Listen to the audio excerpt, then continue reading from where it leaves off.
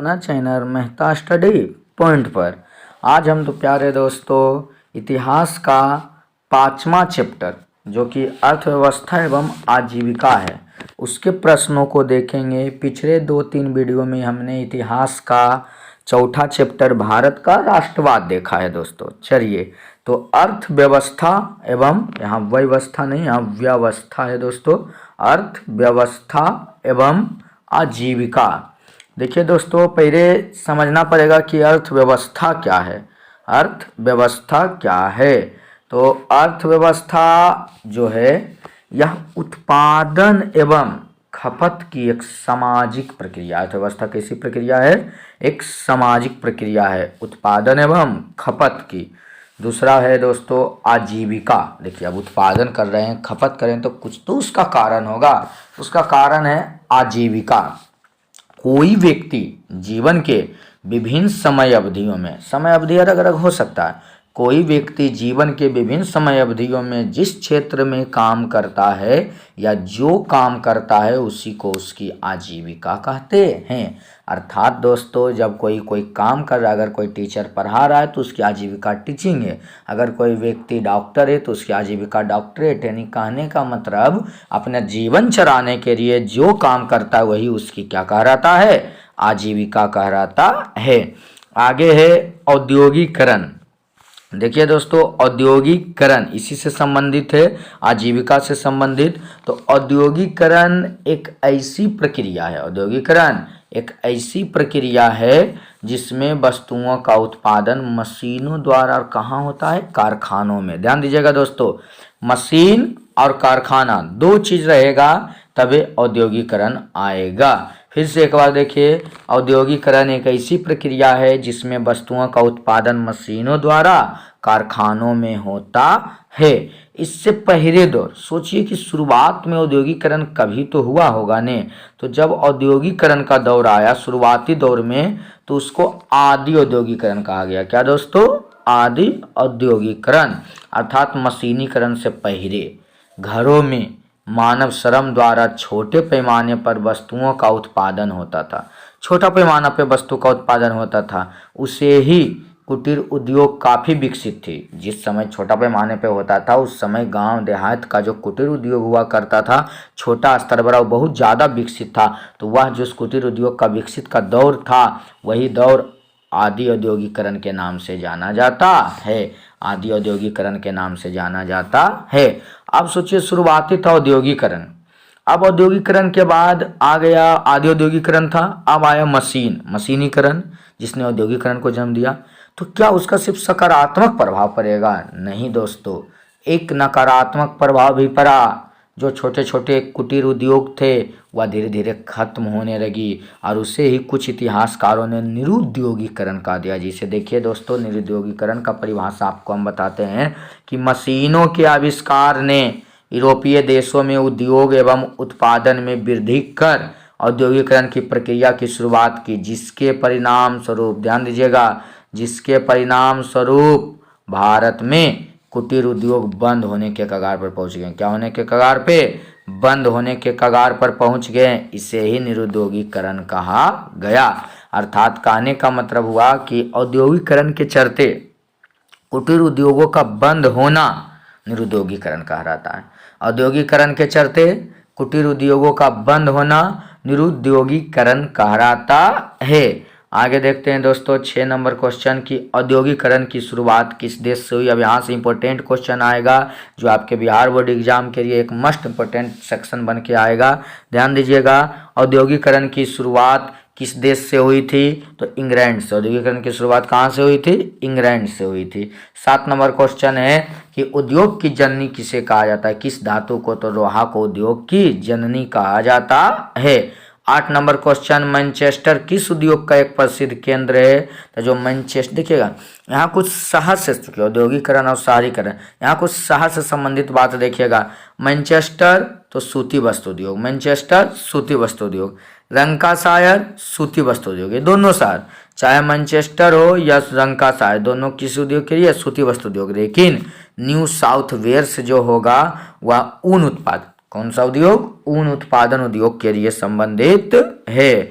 देखिए अब कुछ नोट करके आपको कुछ मशीन की जानकारी, बाकी किस मशीन का खोज कब हुआ और के किया, इसको हम लास्ट में एक टेबल के माध्यम से, एक डायग्राम के माध्यम से समझने का प्रयास करेंगे।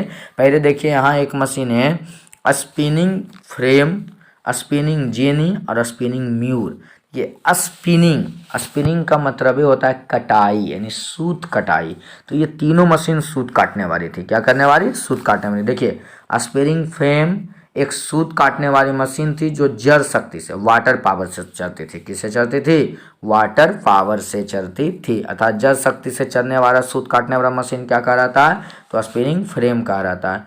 उसके बाद स्पिनिंग जेनी भी एक सूत काटने वाली मशीन थी जिसकी सहायता से 8 सूत एक साथ काटा जाता था। 8 सूत एक साथ काटा जाता था किसकी मदद से? तो स्पिनिंग जेनी की मदद से। तीसरा स्पिनिंग म्यूर भी सूत काटने वाली मशीन थी जिससे महीन सूत, देखिए महीन सूत काटने का काम स्पिनिंग म्यूर, अब ज़्यादा काटना हो 8 सूत एक साथ तो स्पिनिंग जेनी, और जो सूत काटने वाली है जल शक्ति से चले, वाटर पावर से, तो वह था स्पिनिंग फ्रेम। Spinning frame. तो ये दोस्तों 3 मशीन के बारे में समझा, spinning frame, spinning jenny, spinning mule. आगे आते हैं 12 नंबर क्वेश्चन की, बाराबंदी प्रथा की शुरुआत कहाँ हुई थी? तो इंग्लैंड में। बाराबंदी प्रथा की शुरुआत कहाँ हुई थी? इंग्लैंड में हुई थी। भारत किस देश का एक उपनिवेश था? देखिए दोस्तों भारत, नॉर्मल क्वेश्चन है कि भारत किसका उपनिवेश था? तो इंग्लैंड का। भारत किस देश का उपनिवेश था? इंग्लैंड का।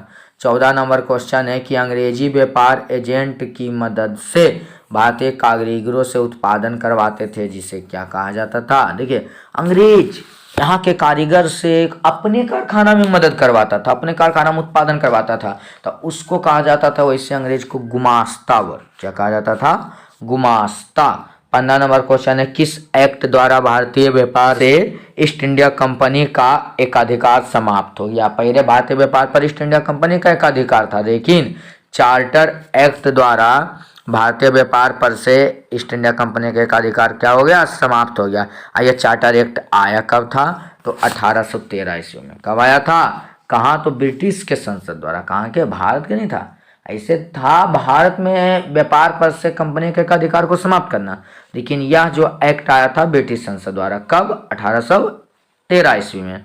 आगे 17 नंबर क्वेश्चन है दोस्तों कि भारत में सर्वप्रथम सूती कपड़ा मिल की स्थापना कब हुई? तो 1851 ईस्वी में बम्बई में, लेकिन ये सफल नहीं हो पाया। आगे क्वेश्चन देखिएगा जो कि आपका आंसर में ये बार आता है ऑप्शन में ज़्यादातर कि सूती वस्त्र उद्योग का पहला कारखाना। तो देखिए क्वेश्चन कह रहा है कि भारत में पहला सफल सूती वस्त्र, कैसा सक्सेस जो हो सके, सफल सूती वस्त्र कपड़ा मिल की स्थापना कब और किसके द्वारा की गई? तो 1854 ईस्वी में बम्बई के थे। बम्बई में हुआ था। कहाँ हुआ था? बम्बई में, 54 में। और वो व्यक्ति करने वाले थे काबस जी नानाजी डाभार। कौन थे?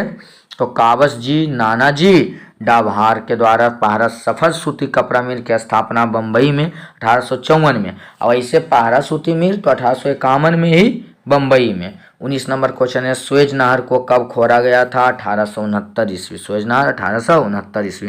1914 ईस्वी तक भारत में सूती वस्त्र की संख्या कितनी थी? तो 144।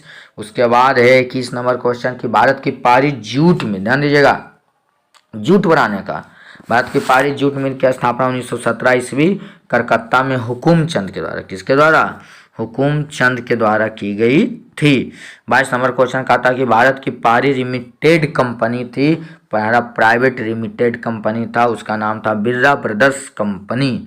Birla brothers company. Birla brothers company की स्थापना कब हुई? 1918 ईस्वी। कब हुई थी दोस्तों? तो बिरला ब्रदर्स कंपनी की स्थापना 1918 ईस्वी में हुई थी। और बिरला जूट कंपनी की 19 ईस्वी में। कब हुई थी दोस्तों? 1919 ईस्वी में।